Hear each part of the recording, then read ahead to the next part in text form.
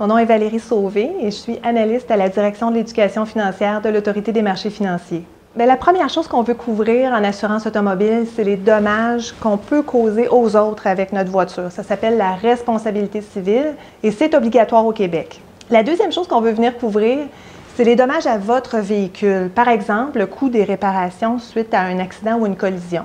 À ça, on peut aussi ajouter des protections qu'on appelle des avenants. Par exemple, une voiture de location pendant que votre voiture est en réparation chez le garagiste. Valeur à neuf ou assurance de remplacement.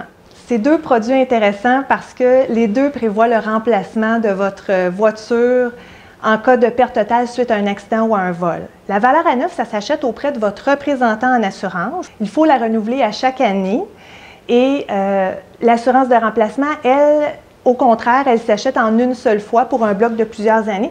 Souvent, elle est offerte chez le concessionnaire quand on achète ou on loue un véhicule. Mais ce qu'il faut savoir, c'est qu'on peut aussi l'acheter chez un représentant en assurance. On peut aller voir sur le site de l'Autorité des marchés financiers un tableau qui compare les deux produits. Ça va vous aider à faire votre choix.